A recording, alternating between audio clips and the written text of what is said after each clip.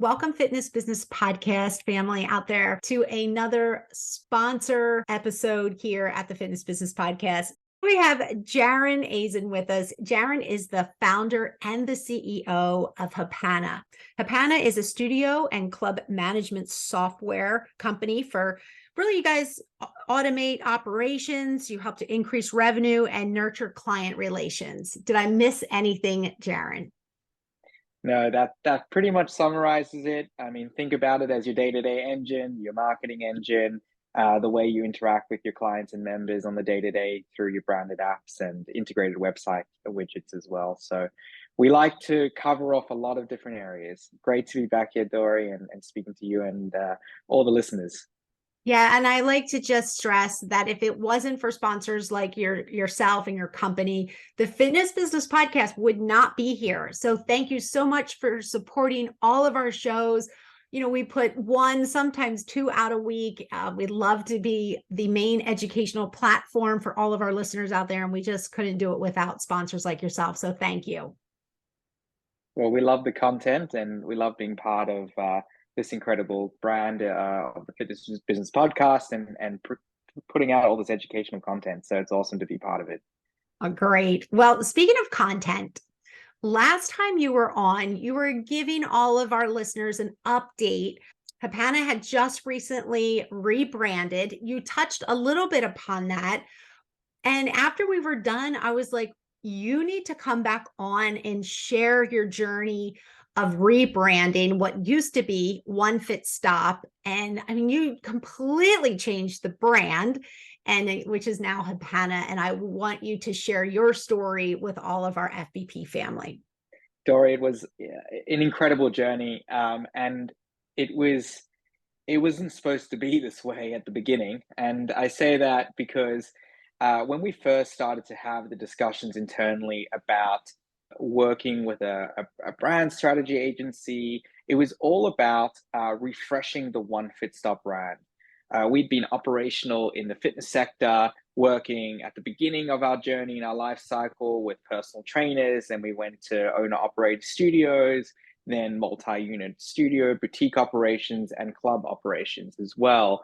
And we took this journey through time as we evolved as a company and as a One Fit Stop. And everything that we learned from that journey, we wanted to encapsulate that in a new purpose and a brand refresh. So the intentions was always to, at the beginning, continue to be One Fit Stop and not do a complete 360 shift on the actual name of the company and the brand itself. And what was very, very rewarding for us was the fact that when we started this process, we went out and the very first thing, and we work with a fantastic brand strategy agency actually based in Singapore called Shift Partners. I cannot highly recommend them enough.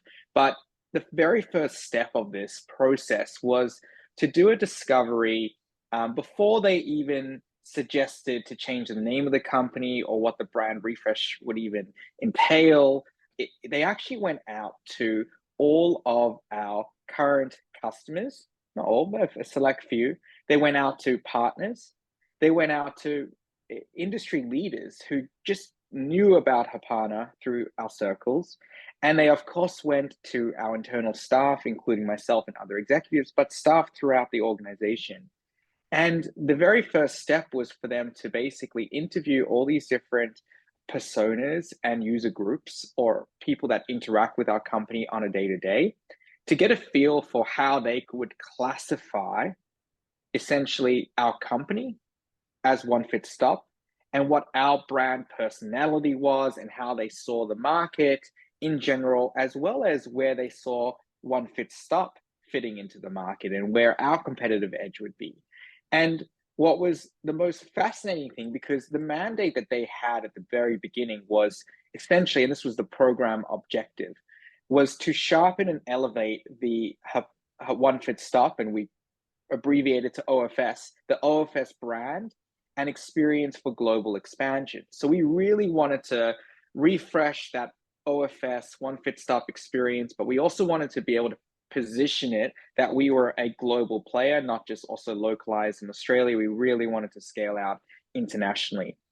And this survey at the beginning yielded some results. I'm going to go through that in a second, but I'm going to skip to the bit of the conclusion with this. But what happened after these results was that the agency sat us down, and by us, it was myself and Corey Law, our chief revenue officer, and they very nervously told us that they were going to recommend not doing a brand refresh and update to One Fit Stop, but to recommend that they are going to suggest we change the name of the company.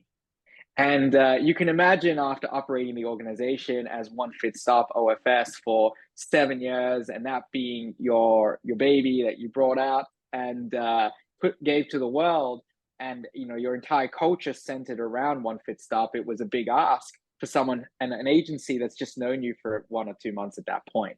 So that's where it all led to. But it was the catalyst of the survey that was the pinnacle for really not only convincing the agency that this was needed, but also convincing myself and other executives and even our board of directors who were part of the final decision making to say, yep, let's do this. Let's change the name of the company and start afresh and reinvigorate this brand, and also our potentials to where we could be in the industry. What do you think the charge behind changing the name? Where do you think that came from the people that you gave the survey to and the rebranding company? So there was like a couple of key things that came out from the survey, and some of it was related to us and some of it was related to the industry. So just to sort of read off a couple of these key areas. One, the people in the industry, no matter where you were, employees or customers or partners, everyone sort of classified this archaic relationship that people have in the fitness industry with technology. It's been a foe, it hasn't been a friend historically. And it's a lot of animosity. Okay, we need a system, we just have to deal with what we get. Or there's 5 options on the table, I never know what to do. Or we don't have an in-house CTO, we're going to have to scrap together pieces to pull it together. And often there was a lack of customer experience in a lot of these solutions, meaning for their members or clients, and it was often back office or billing focused. There was blurred lines between, even from our standpoint as One Fit Stop, between, are we going after big boxes? Are we going after boutiques? Can we do both? How is it possible to do both? Historically, you've had boutique software, and then separate from that, you've had big box software, club software. So how do you also then position that together?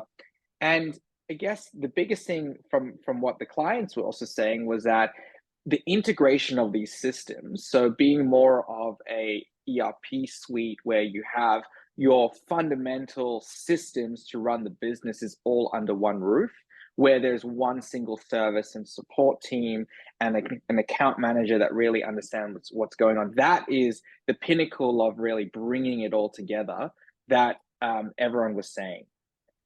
In addition to that, a lot of what we did was also analyze the market, and we also started to classify the different groups of software providers in the industry. And it was really interesting because some of the software providers literally only spoke about the features and functionality. And on the other side of it, on the other side of the coin, you had some providers that literally spoke about the solution and the outcome and what you could achieve with it. And we had to also figure out if the direction that we wanted to take was feature functionality driven versus solution focused and orientated, or a blend of both.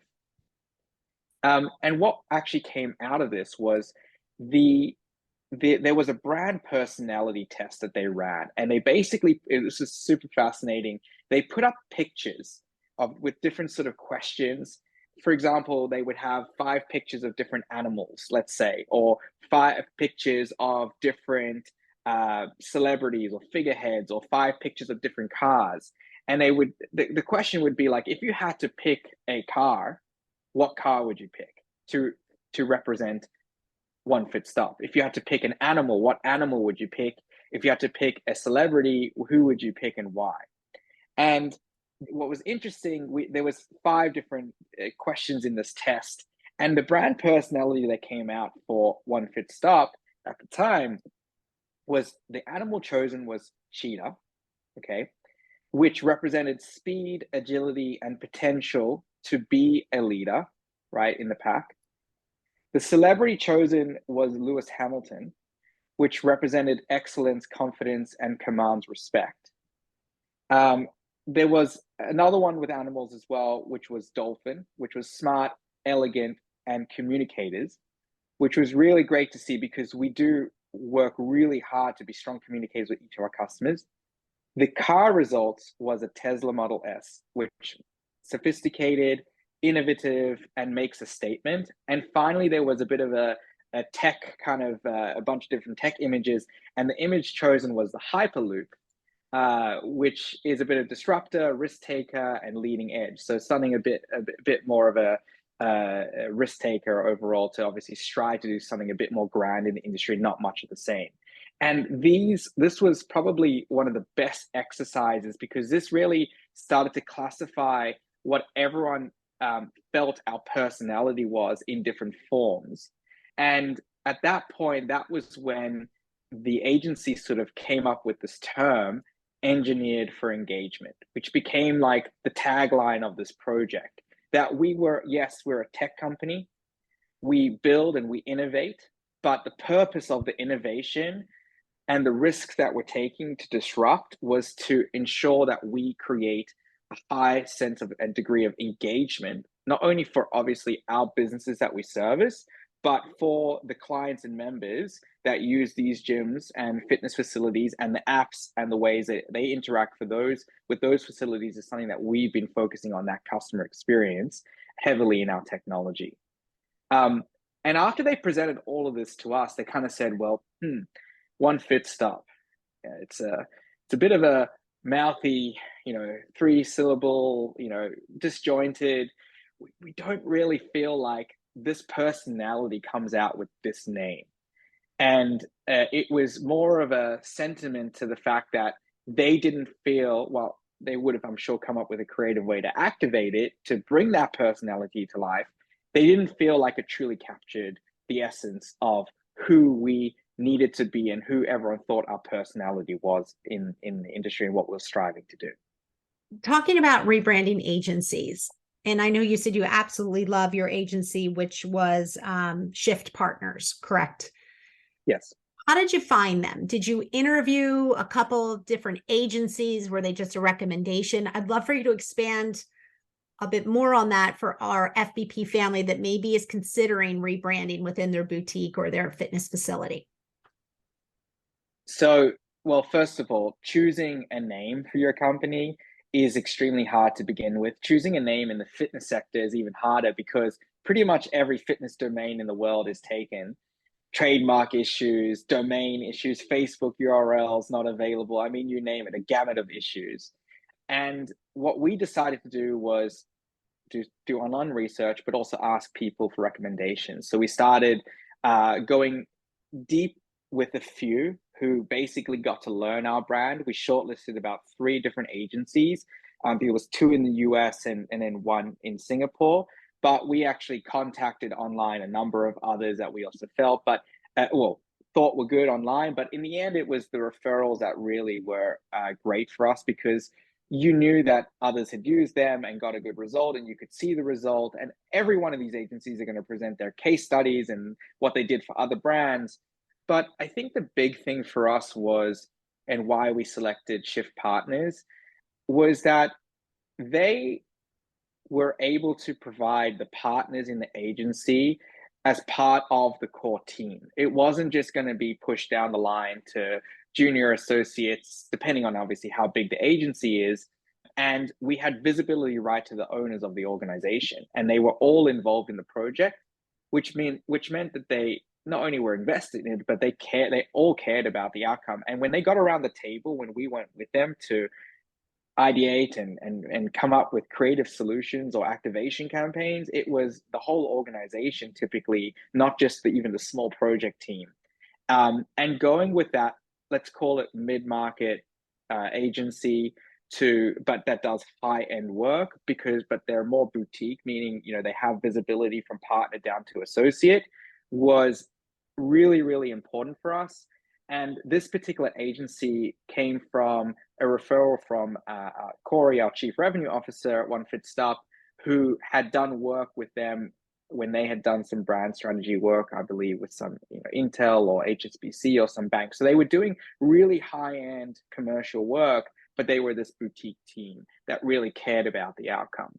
And they loved working with founders and smaller teams and units, not just the big corps. And I think that was what got us over the line to commit to them. And also what we felt on the ground was that, yeah, there was that visibility right through the project with the partners. They came onto all the calls. They were at the table, ideating and figuring out the vision for the brand together with us, which was great for us to have a partner like that through the journey. Well, I love that you've taken us through the journey of how you got to the decision to change the name. Now I'd like for you to expand on how you finally chose Hapana as the new name for your company. So there was there was multiple ways you can tackle this. And we actually started by looking at different companies in the tech industry or not, and what the names represented. For example, you could have a company called Lemonade that sold insurance, and it had no correlation. It was just a fun name.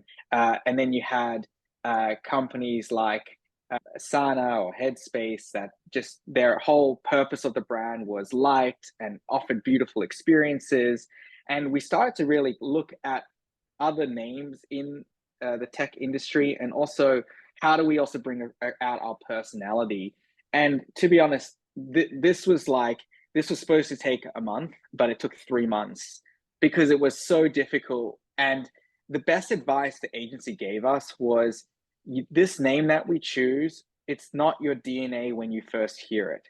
Your DNA is one fit stop, and that's who you're always going to default to.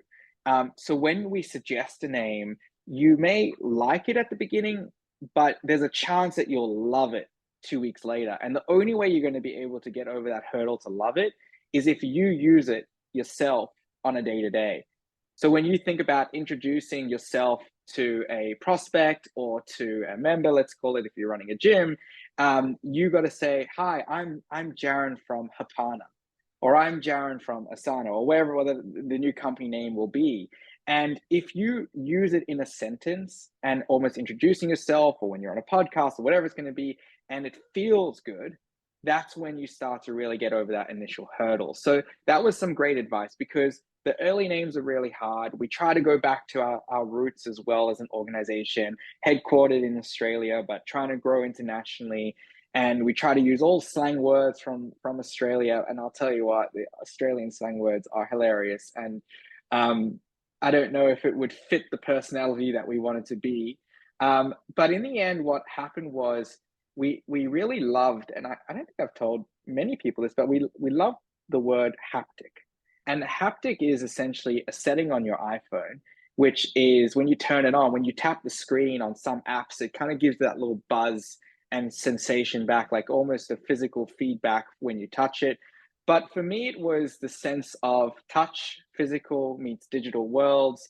It's the sense of feedback in that loop. And we saw that in the brand, in the brand personality, that we are an innovator, and we're a risk taker, but we need to be good communicators, and that's what people think about us. And so this loop between physical and digital, and physical being the fitness industry and digital being what we're actually building as a tech company, was a great way in. And as one definitely should, you should all have, when you find a name, if you're thinking about even changing the name of your organization, trademark lawyers, because we spent then the next 2-3 weeks with our trademark lawyers figuring out, could we do haptic with a K or change the spelling, and would it be picked up, and what would be the risk in 6 months' time if we went through all this effort if there was a trademark issue. And so ultimately we said in the end that haptic wasn't going to be the go, but we liked the origins of it. And to be honest, with the experience that we had with the trademark, it was really painful, really expensive. And what we decided to do was, let's say, okay, let's just invent our own word, because at this point in time, whatever word we choose or name we choose, it's still going to be new in its category. It's still going to need to be adopted by us, our customers, our staff. But we don't want to run into these trademark issues, but we also want to be unique and seem to be unique in the industry. And so that was also where we went back to the slang words. We said, okay, can we combine haptic with this all these Australian slang words or other words, and it was again a hilarious exercise. But in the end, we ended up settling on a word which, again, part of our origins, we have a team that works for us, all employed by us, since the day we started in India. We found a Sanskrit word called ananta, which had the meaning of not ending or limitless or endless. I really like, collectively as an organization, we really loved that because it meant that if we were combining haptic with ananta, it was endless and limitless, digital and meets physical experiences. And it really meant that what we're trying to do was change things in the long run here. We're aiming big. It's a long fight to really make a huge impact that we want to make on the fitness industry. And this just gelled really well. But the other thing that really fit nicely was that Hapana, when it came out, it was simple to spell, easy to say, and it actually ended on a bit of a crescendo, Hapana. Like, it ends up with a bit of energy, and that also gave it just a bit of a spike that we needed and vigor. And we all really, really loved it from the moment we sort of saw it together and started using it. It caught on really, really quickly, as opposed to everything else that we were trying. And so it is, Hapana. Yeah. All And right. then and then the journey doesn't stop because it's all about activating it at that point. And if you're going to do a brand refresh, again, the focus is the activation of the brand. Okay, what are you going to do to change your logo? Or how do now you got like 6 letters. What are you going to do with those 6 letters to create a brand that's going to be everlasting as well? Your logo, your icon, your color schemes, your photography that goes in the backdrop of everything, the icons. We went to naming each of our 5 key product arms that fit in with the theme. It really, that at that point in time, the project scaled because we were, it almost stalled at that point. We were trying to select a name, and the moment we locked on it and committed to it, everything picked up. And we had, graphic designers, video editors, we had, trade show booth designs coming up, we had potential social media campaigns that were sort of being designed. It was all happening at the same time. And it was really exciting because we had to choose the color palette. We had to choose how we wanted it to look and feel and get that personality across. And the one thing that we've done, and we've only just started to introduce some of the variations, we didn't want the brand activation to become stale in 2, 3, 5 years. We actually created a color palette that had like 10 different colors. And we figured out how all these colors work together. But when fall came last year, we decided, okay, we're going to use some of the new colors. And we changed the logo, the style, like everything looked different. Obviously, the integrity of the logo was there and the branding was there, but the color scheme made it all completely new and fresh. So we wanted to do things like that as well when we activated the brand that was unique, that could differentiate us as time went on if we needed to sort of refresh the look of it all. You mentioned the logo, and I think this is another key piece to, again, any type of club out there that's looking to change and rebrand. Can you tell us quickly then, once you got the name, did you get the logo second, or was the logo first and then you fit the name to the logo? Talk a little bit about the remake of the logo. So we chose the name first and then the logo after. It's really hard also to select a name if you don't really know what it could look like. So very early on, when we selected the name, the agency went and did like 6 potential variations of how you could activate it, all very, very different. And it was very funny. Corey and I were on the call watching the presentation, and the first 2 that came up were like, "Stop the call right here! Like, that's it. We don't even need to see the other 4." And actually, one of the 2 was what we have today, and the other one was also very, very good. But once we saw it visually as like how it could be activated, the name was a definitive. It was like, this is definitely the name now, and it's just about finessing how it's going to look. And the agency did a good job at 6 very different ways to create a logo, 6 very different color palettes, 6 different social media campaigns, and they gave examples of how you could actually activate each of the 6. And that's the biggest thing also I'd recommend when making sure when you select an agency or someone to help you with this process, often, like even when we were looking, it's like, okay, we'll present one or two options. And it's very hard to be completely satisfied with one or two options if you don't have a point of comparison. And when it's completely new and you have this, this old DNA in you of what you go back to all the time, it's often very hard to make that decision. So just make sure that when you engage in any agency or any provider, that they're going to be able to provide revisions and finesse it. And if you don't like it at all, like you should be okay to tell them, like, no, none of these work, none of the six work, start again, go back to the drawing board. And they should be receptive to it, because this is your brand ideally for life, for the longevity of your company, and you don't want to take any shortcuts on it.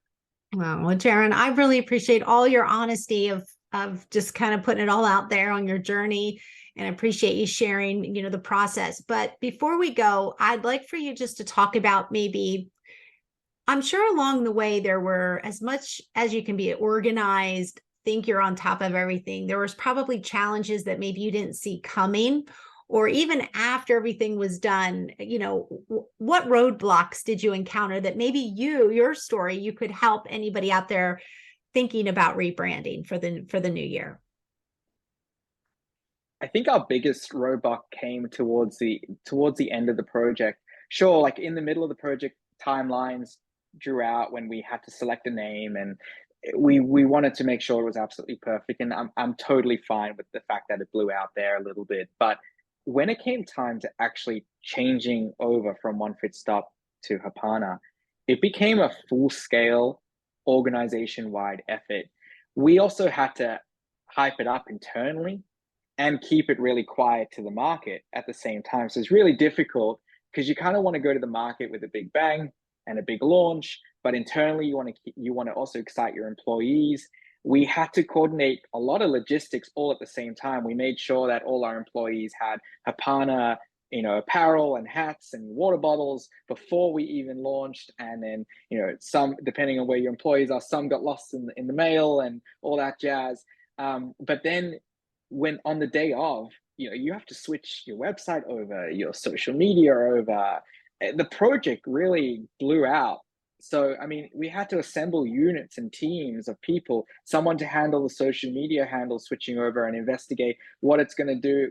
How does LinkedIn do it? You have to submit a form to get approval to change your name. And what about your registered company names? Like, we hadn't considered all of these things. Our registered company name was One Fit Stop before, and now we have to register a new trading name and tell the banks. And what happened was, as we went deeper, the biggest learning was that it actually involved almost all departments across our organization. And if we had other things that were planned over that period in time, we actually had to put a pause to it, because it wasn't practical balancing everything at the same time. And these were the little gotchas. Like, we didn't fully realize that your HR systems had to be updated after the company was updated, after your LinkedIn was updated, and one won't verify before the other. And so that was honestly some of the most complex areas when we're implementing the new brand, which went seamlessly in the end, but it was an all hands on deck scale effort. Jarron, thank you again from everybody at the Fitness Business Podcast. Thank you so much for being a part of our podcast. We appreciate it.